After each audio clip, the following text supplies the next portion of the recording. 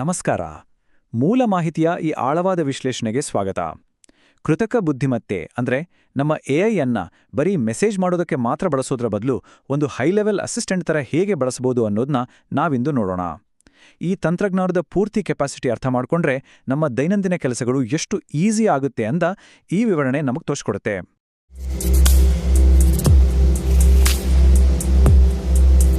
ಒಬ್ಬ ಸಾಮಾನ್ಯ ಯೂಸರ್ ಹಾಗೂ ಅಡ್ವಾನ್ಸ್ಡ್ ಯೂಸರ್ ನಡುವೆ ಇರೋ ದೊಡ್ಡ ವ್ಯತ್ಯಾಸನ ನಾವಿಲ್ಲಿ ಗಮನಿಸಬಹುದು.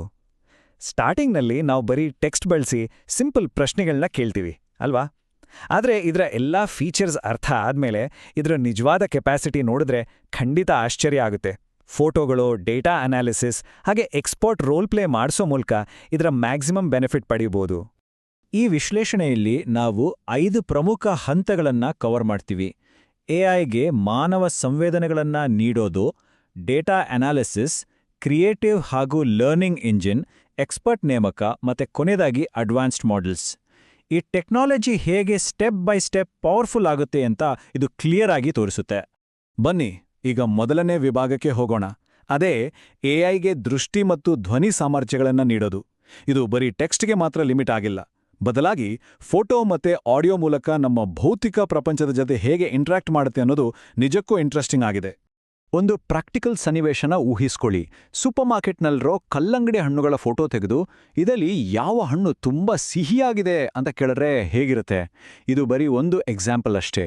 ಫ್ರಿಜ್ನಲ್ಲೂ ಐಟಮ್ಸ್ ತೋರಿಸಿ ಏನು ಅಡುಗೆ ಮಾಡ್ಬೋದು ಅಂತ ಕೇಳೋದು, ಅಥವಾ ಹಾಕಿರೋ ಬಟ್ಟೆಗೆ ಯಾವ ಶೂ ಮ್ಯಾಚ್ ಆಗುತ್ತೆ ಅಂತ ಕೇಳೋದು, ಹೀಗೆ ದಿನನಿತ್ಯದ ಕೆಲಸಗಳಲ್ಲಿ ಇದು ಎಷ್ಟು ಯೂಸ್ಫುಲ್ ಅಂತ ಮೂಲ ಮಾಹಿತಿ ನಮಗೆ ತಿಳಿಸುತ್ತೆ. ಈಗ ಇಲ್ಲಿ ಬಂದಿರೋ ಉತ್ತರನ ಒಮ್ಮೆ ಗಮನಿಸಿ. ಕೆಳಗಿನ ಎಡಭಾಗದಿಂದ 4ನೇ ಕಲ್ಲಂಗಡಿ ಅತ್ಯುತ್ತಮವಾಗಿದೆ ಅಂತ ಎಷ್ಟು ಪರ್ಫೆಕ್ಟ್ ಆಗಿ ಆನ್ಸರ್ ಮಾಡಿದೆ ಅಲ್ವಾ? ಇದು ಎಐನ ವಿಜುವಲ್ ಅನಾಲಿಸಿಸ್ ಎಷ್ಟು ಶಾರ್ಪ್ ಆಗಿದೆ ಅನ್ನೋದನ್ನು ತೋರಿಸುತ್ತೆ. ಬರೀ ಚಿತ್ರ ನೋಡಿ ಬೆಸ್ಟ್ ಆಪ್ಷನ್ ಸಜೆಸ್ಟ್ ಮಾಡೋ ಈ ಟೆಕ್ನಾಲಜಿ ನಮ್ಮ ಡಿಸಿಷನ್ ಮೇಕಿಂಗ್ ಅನ್ನು ತುಂಬಾನೇ ಸುಲಭ ಮಾಡುತ್ತೆ. ಅದೇ ರೀತಿ ನಮ್ಮ ಸ್ಮಾರ್ಟ್ಫೋನನ್ನು ಯಾವಾಗಲೂ ಆಕ್ಟಿವ್ ಆಗಿರೋ ವಾಯ್ಸ್ ಅಸಿಸ್ಟೆಂಟ್ ಥರ ಹೇಗೆ ಬದಲಾಯಿಸಬಹುದು ಅನ್ನೋದನ್ನ ನಾವಿಲ್ಲಿ ನೋಡ್ಬೋದು. ಆ್ಯಪ್ ಓಪನ್ ಮಾಡೋದು, ಮೈಕ್ ಐಕಾನ್ ಟ್ಯಾಪ್ ಮಾಡೋದು ಮತ್ತೆ 5x7 ಎಷ್ಟು ಅಂತ ಡೈರೆಕ್ಟ್ ಆಗಿ ಕೇಳೋದು. ಟೈಪ್ ಮಾಡೋ ಬದಲು ಈ ಥರ ಮಾತಾಡೋದ್ರಿಂದ ಡ್ರೈವಿಂಗ್ ಮಾಡ್ತಿರ್ಬೇಕಾದ್ರೆ ಅಥವಾ ಬೇರೆ ಕೆಲಸದಲ್ಲಿ ಬ್ಯುಸಿ ಇದ್ದಾಗಲೂ ಫಾಸ್ಟಾಗಿ ಇನ್ಫಾರ್ಮೇಷನ್ ಪಡೆಯೋಕ್ಕೆ ಇದೊಂದು ಸೂಪರ್ ಐಡಿಯಾ.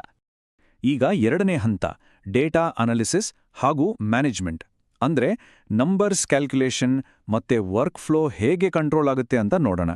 ದೊಡ್ಡ ದೊಡ್ಡ ಡೇಟಾ ಪ್ರೊಸೆಸ್ ಮಾಡೋದ್ರಲ್ಲಿ ಈ ಸಿಸ್ಟಮ್ ಹೇಗೆ ಕೆಲಸ ಮಾಡುತ್ತೆ ಅನ್ನೋದ್ರ ಬಗ್ಗೆ ಗಮನ ಹರಿಸೋಣ.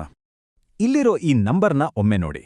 ಒಂದು ದೊಡ್ಡ ಸ್ಪ್ರೆಡ್ಶೀಟನ್ನ ಅಪ್ಲೋಡ್ ಮಾಡಿದ ತಕ್ಷಣ ಯಾವುದೇ ಕಾಂಪ್ಲೆಕ್ಸ್ ಫಾರ್ಮ್ಯುಲಾ ಇಲ್ಲದೆ ಸರಾಸರಿ ಆರ್ಡರ್ ಮೊತ್ತನ ಸೆಕೆಂಡ್ಗಳಲ್ಲಿ ತೆಗೆದುಕೊಟ್ಟಿದೆ. ಎಕ್ಸೆಲ್ ಫೈಲ್ಸ್ ಅನಾಲಿಸ್ ಮಾಡೋಕೆ ಮತ್ತೆ ಮ್ಯಾಥ್ಸ್ ಕ್ಯಾಲ್ಕುಲೇಷನ್ ಮಾಡೋಕೆ ಇದರ ಸ್ಪೀಡ್ ಎಷ್ಟಿದೆ ಅಂತ ಇದು ಸ್ಪಷ್ಟವಾಗಿ ತೋರಿಸುತ್ತೆ. ಈ ಸಿಸ್ಟಮ್ ಒಂಥರ ಪಕ್ಕಾ ಡೇಟಾ ಎಕ್ಸ್ಪರ್ಟ್ ಥರ ಕೆಲಸ ಮಾಡುತ್ತೆ. 20 ಪೇಜ್ ಇರೋ ಅಪಾರ್ಟ್ಮೆಂಟ್ ಕಾಂಟ್ರಾಕ್ಟ್ ಓದಿ ಅದರಲ್ಲಿರೋ ಮಿಸ್ಟೇಕ್ಸ್ ಹುಡುಕೋದು, ಎಕ್ಸೆಲ್ ಸಹಾಯ ಇಲ್ಲದೆ ಬರೀ ಬ್ಯಾಂಕ್ ಸ್ಟೇಟ್ಮೆಂಟಿಂದನೇ ಖರ್ಚಿನ ಪೈ ಚಾರ್ಟ್ ಮಾಡೋದು, ಅಥವಾ ಯಾವುದೋ ದೊಡ್ಡ ಕಂಪನಿ PDF-ನಿಂದ ನಿರ್ದಿಷ್ಟ ಸ್ಯಾಲರಿ ಡೀಟೇಲ್ಸ್ ಹುಡುಕೋದು, ಈ ಎಲ್ಲ ಕೆಲಸಗಳು ನಮ್ಮ ಗಂಟೆಗಟ್ಟಲೆ ಸಮಯನ ಉಳಿಸುತ್ತೆ ಅಂತ ಮೂಲ ಮಾಹಿತಿ ಒತ್ತಿ ಹೇಳುತ್ತೆ. ಇನ್ಫಾರ್ಮೇಷನ್ ಅನ್ನ ನೀಟಾಗಿ ಆರ್ಗನೈಸ್ ಮಾಡಕ್ಕೆ ಇದರಲ್ಲಿ ಪ್ರಾಜೆಕ್ಟ್ಸ್ ಅನ್ನೋ ಒಂದು ಅದ್ಭುತ ಫೀಚರ್ ಇದೆ. ಉದಾಹರಣೆಗೆ, ಒಂದು ಹೊಸ ಬಿಸ್ನೆಸ್ ಶುರು ಮಾಡಕ್ಕೆ ಅಥವಾ ಮದುವೆ ಪ್ಲಾನಿಂಗ್ಗೆ ಅಂತ ಒಂದು ಪ್ರಾಜೆಕ್ಟ್ ಕ್ರಿಯೇಟ್ ಮಾಡಿದ್ರೆ ಅದಕ್ಕೆ ಸಂಬಂಧಪಟ್ಟ ಎಲ್ಲ ಚಾಟ್ಸ್, ಫೈಲ್ಸ್ ಮತ್ತೆ ಇನ್ಸ್ಟ್ರಕ್ಷನ್ಸ್ ಅನ್ನ ಇದು ನೆನ್ಪಿಟ್ಕೊಳ್ಳುತ್ತೆ. ಇದರಿಂದ ನಮ್ಮ ಡಿಜಿಟಲ್ ಕೆಲಸಗಳಲ್ಲಿ ಯಾವುದೇ ಕನ್ಫ್ಯೂಷನ್ ಇರೋದಿಲ್ಲ. ಈ ಆರ್ಗನೈಸೇಷನ್ ಬರೀ ಫೈಲ್ಸ್ಗೆ ಮಾತ್ರ ಸೀಮಿತ ಆಗಿಲ್ಲ, ವೆಬ್ಸೈಟ್ ಕ್ರಿಯೇಷನ್ಗೂ ಅನ್ವಯಿಸುತ್ತೆ. ಮೂಲಗಳ ಪ್ರಕಾರ ಹೋಸ್ಟಿಂಗರ್ನಂತಹ ಎಐ ಬಿಲ್ಡರ್ ಪ್ಲಾಟ್ಫಾರ್ಮ್ಸ್ ಬಳಸಿ ಕೋಡಿಂಗ್ ಗೊತ್ತಿಲ್ಲ ಅಂದ್ರೂ ತಿಂಗಳಿಗೆ ಕೇವಲ $3ಗಿಂತ ಕಡಿಮೆ ಖರ್ಚಿನಲ್ಲಿ ಕೆಲವೇ ನಿಮಿಷಗಳಲ್ಲಿ ಒಂದು ಕಂಪ್ಲೀಟ್ ವೆಬ್ಸೈಟ್ ರೆಡಿ ಮಾಡಬಹುದು. ಇದು ನಮ್ಮ ಡಿಜಿಟಲ್ ಪ್ರೆಸೆನ್ಸ್ ಅನ್ನ ಎಷ್ಟು ಫಾಸ್ಟಾಗಿ ಸೆಟಪ್ ಮಾಡಬಹುದು ಅನ್ನೋದನ್ನ ಎತ್ತಿ ತೋರಿಸುತ್ತೆ. ಬನ್ನಿ ಈಗ 3ನೇ ಹಂತಕ್ಕೆ ಹೋಗೋಣ. ಸೃಜನಶೀಲ ಮತ್ತೆ ಕಲಿಕೆ ಇಂಜಿನ್. ಪಠ್ಯ, ಚಿತ್ರಗಳ ರಚನೆ ಹಾಗೂ ಪರ್ಸನಲೈಸ್ ಲರ್ನಿಂಗ್ ಹೇಗೆ ವರ್ಕ್ ಆಗುತ್ತೆ ಅಂತ ನೋಡೋಣ.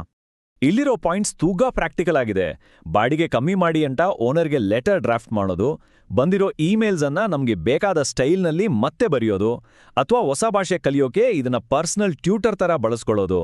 ಒಂದು ಎಕ್ಸೆಲ್ ಶೀಟ್ ಅಪ್ಲೋಡ್ ಮಾಡಿ ವೊಕ್ಯಾಬ್ಯುಲರಿ ಟೆಸ್ಟ್ ಮಾಡು ಅಂತ ಹೇಳಿದ್ರೆ ಅದು ತಪ್ಪುಗಳನ್ನ ತಿದ್ದಿ ಸರಿಯಾದ ಪಾಠ ಹೇಳ್ಕೊಡುತ್ತೆ. ಅಂದ್ರೆ ನಮ್ಮ ಲರ್ನಿಂಗ್ ಪ್ರೋಸೆಸ್ ಇನ್ನೂ ಎಫೆಕ್ಟಿವ್ ಆಗುತ್ತೆ. ವಿಜುವಲ್ ಕ್ರಿಯೇಷನ್ ಅಂತ ಬಂದಾಗ ಇದರ ಕೆಪಾಸಿಟಿ ನಿಜಕ್ಕೂ ಮೈಂಡ್ ಬ್ಲೋಯಿಂಗ್. ನಾವು ಕೊಡೋ ಪ್ರಾಂಪ್ಟ್ ಆಧಾರದ ಮೇಲೆ ಬೀಚ್ನಲ್ಲಿರೋ ಅಸಾಯಿ ಬೌಲ್ನ ರಿಯಲಿಸ್ಟಿಕ್ ಇಮೇಜ್ ಕ್ರಿಯೇಟ್ ಮಾಡಬಹುದು, ಅಥವಾ ನಾರ್ಮಲ್ ಕಾರ್ ಫೋಟೋಗೆ ಸಿಲ್ವರ್ ವೀಲ್ಸ್ ಆಡ್ ಮಾಡಬಹುದು. ಅಷ್ಟೇ ಯಾಕೆ, ಸ್ವರ ತಂತ್ರಜ್ಞಾನ ಯೂಸ್ ಮಾಡಿ ಬರೀ ಟೆಕ್ಸ್ಟಿಂದ ವಿಡಿಯೋ ಕೂಡ ಜನರೇಟ್ ಮಾಡಬಹುದು ಅಂತ ಇದು ವಿವರಿಸುತ್ತೆ. ಈಗ ನಾವು 4ನೇ ಹಂತಕ್ಕೆ ಬಂದಿದ್ದೀವಿ, AI ಪರಿಣತರ ನೇಮಕ. ಅಂದ್ರೆ ಇದನ್ನ ಬರೀ ಒಂದು ಸಾಫ್ಟ್ವೇರ್ ತರಹ ನೋಡೋ ಬದಲು ಒಬ್ಬ high level expensive professional consultant ತರಹ ಹೇಗೆ ಯೂಸ್ ಮಾಡ್ಬೋದು ಅಂತ ನಾವಿಲ್ಲಿ ನೋಡ್ಲಿದ್ದೀವಿ. ಬೇರೆ ಬೇರೆ ಪ್ರೊಫೆಷನಲ್ ರೋಲ್ಸ್ ಅನ್ನ ಎಐಗೆ ಕೊಟ್ಟಾಗ ಎಂತಹ ಬೆಸ್ಟ್ ರಿಸಲ್ಟ್ ಸಿಗತ್ತೆ ಅಂತ ನಾವಿಲ್ಲಿ ನೋಡ್ಬೋದು. ಕಸ್ಟಮ್ ಜಿಪಿಟಿಗಳನ್ನ ಬಳಸಿ ಯೂಟ್ಯೂಬ್ ಟೈಟಲ್ಸ್ ಕ್ರಿಯೇಟ್ ಮಾಡೋದು, ಲಾಯರ್ ತರಹ ಬ್ರ್ಯಾಂಡ್ ಕಾಂಟ್ರಾಕ್ಟ್ಸ್ ಓದಿ ಲೀಗಲ್ ಪಾಯಿಂಟ್ಸ್ ಅನ್ನ ಅನಲೈಸ್ ಮಾಡೋದು, ಅಥವಾ ಟ್ಯಾಕ್ಸ್ ಅಡ್ವೈಸರ್ ತರಹ ಫಿನಾನ್ಷಿಯಲ್ ಸ್ಟ್ರಕ್ಚರ್ ಪ್ಲಾನ್ ಮಾಡೋದು. ಒಬ್ಬ ನಿಜವಾದ ಎಕ್ಸ್ಪರ್ಟ್ ಹತ್ರ ಹೋಗೋ ಮುಂಚೆ ಪ್ರಿಪೇರ್ ಆಗೋಕೆ ಇದೊಂದು ಎಕ್ಸಲೆಂಟ್ ಟೂಲ್. ಈಗ ಅಂತಿಮ ಹಾಗೂ ಅತ್ಯಂತ ಅಡ್ವಾನ್ಸ್ಡ್ ವಿಭಾಗ, ಸುಧಾರಿತ ಮಾದರಿಗಳು ಮತ್ತು ಡೀಪ್ ರಿಸರ್ಚ್. ಕಾಂಪ್ಲೆಕ್ಸ್ ಆದ ಅನಾಲಿಸಿಸ್ ಮಾಡೋಕೆ ಈ ಲಾಜಿಕಲ್ ಮಾಡೆಲ್ಸ್ ಹೇಗೆ ಹೆಲ್ಪ್ ಮಾಡುತ್ತೆ ಅಂತ ಅರ್ಥ ಮಾಡ್ಕೊಳ್ಳೋಣ. ರೆಗ್ಯುಲರ್ ಪ್ರಶ್ನೆಗಳಿಗೋ ಹಾಗೂ ಡೀಪ್ ರಿಸರ್ಚ್ಗೋ ಇರೋ ಡಿಫ್ರೆನ್ಸ್ ಇಲ್ಲಿದೆ. ಸ್ಟ್ಯಾಂಡರ್ಡ್ ಮಾಡೆಲ್ಸ್ ದಿನನಿತ್ಯದ ಪ್ರಶ್ನೆಗಳಿಗೆ ಫಾಸ್ಟ್ ಆಗಿ ಆನ್ಸರ್ ಮಾಡುತ್ತೆ. ಆದರೆ O3 ಅಥವಾ ಡೀಪ್ ರಿಸರ್ಚ್ ಮಾಡೆಲ್ಸ್ 24 ಗಂಟೆ ಕೆಲಸ ಮಾಡೋ ರಿಸರ್ಚ್ ಅನಲಿಸ್ಟ್ ತರ ಬಿಹೇವ್ ಮಾಡುತ್ತೆ. ಷೇರು ಮಾರುಕಟ್ಟೆ ರಿಪೋರ್ಟ್ ಇರ್ಬೋದು, ಅಥವಾ $1,000-2,000 ಕ್ಯಾಮ್ರಾಗಳ ಕಂಪ್ಯಾರಿಸನ್ ಇರ್ಬೋದು, ಕಂಪ್ಲೀಟ್ ವೆಬ್ ಡೇಟಾ ಕಲೆಕ್ಟ್ ಮಾಡಿ ಒಂದು ಡೀಟೇಲ್ ರಿಪೋರ್ಟ್ ಕೊಡೋ ಕೆಪಾಸಿಟಿ ಇದರಲ್ಲಿದೆ. ಮೂಲ ಮಾಹಿತಿಯಲ್ಲಿರೋ ಈ ಒಂದು ಮಾತು ನಿಜಕ್ಕೂ ತುಂಬಾ ಪವರ್ಫುಲ್ ಆಗಿದೆ. ವರ್ಷಕ್ಕೆ $1 ಮಿಲಿಯನ್ ಪೇ ಮಾಡ್ತಿರೋ ಥರ ಇದನ್ನ ಟ್ರೀಟ್ ಮಾಡಿ ಅಂತ. ಫ್ರೀಯಾಗಿ ಸಿಗತ್ತೆ ಅಂತ ಲೈಟಾಗಿ ತಗೊಳ್ಳದೆ ವರ್ಷಕ್ಕೆ ಕೋಟಿಗಟ್ಟಲೆ ಸಂಬಳ ಕೊಡೋ ಒಬ್ಬ ಎಕ್ಸ್ಪರ್ಟ್ ಎಂಪ್ಲಾಯ್ ಥರ ಇದನ್ನ ಯೂಸ್ ಮಾಡಿದಾಗ ಮಾತ್ರ ಇದನ್ನ ಅಸಲಿ ತಾಕತ್ತು ನಮ್ಗೆ ಗೊತ್ತಾಗೋದು. ಈ ವಿಶ್ಲೇಷಣೆಯ ಕೊನೆಯಲ್ಲಿ ಪ್ರತಿಯೊಬ್ಬರೂ ಯೋಚನೆ ಮಾಡಬೇಕಾದ ಪ್ರಶ್ನೆ ಇದು. ಕಾಂಟ್ರಾಕ್ಟ್ಸ್ ಓದೋಕೆ, ಲೆಕ್ಕಾಚಾರ ಮಾಡೋಕೆ ಹಾಗೂ ಹೊಸ ಸ್ಟ್ರಾಟಜೀಸ್ ಮಾಡೋಕೆ $1 ಮಿಲಿಯನ್ ಬೆಲೆ ಬಾಳುವ ಎಕ್ಸ್ಪರ್ಟ್ ನಮ್ಮ ಜೊತೆ ಯಾವಾಗ್ಲೂ ರೆಡಿ ಇದ್ರೆ ನಮ್ಮ ಪ್ರೊಡಕ್ಟಿವಿಟಿನ ತಡೆಯೋಕೆ ಇನ್ನೇನ್ ಬಾಕಿ ಇದೆ? ಡಿಜಿಟಲ್ ಟೂಲ್ಸ್ ಬಗ್ಗೆ ನಮ್ಗಿರೋ ಮೈಂಡ್ಸೆಟ್ ಅನ್ನೇ ಚೇಂಜ್ ಮಾಡೋ ಪ್ರಶ್ನೆ ಇದು. ಲಿಮಿಟ್ ಅನ್ನೋದು ನಮ್ಮ ಇಮ್ಯಾಜಿನೇಷನ್ಗೆ ಮಾತ್ರ ಇರುತ್ತೆ, ಹೊರತು ಟೆಕ್ನಾಲಜಿಗಲ್ಲ. ಈ ವಿವರಣೆ ಹೊಸ ಸಾಧ್ಯತೆಗಳನ್ನ ಟ್ರೈ ಮಾಡೋಕೆ ಪ್ರೇರಣೆ ನೀಡಿದೆ ಅಂತ ಭಾವಿಸ್ತೀನಿ. ಜೊತೆಯಾಗಿದ್ದಕ್ಕೆ ತುಂಬಾ ಧನ್ಯವಾದಗಳು.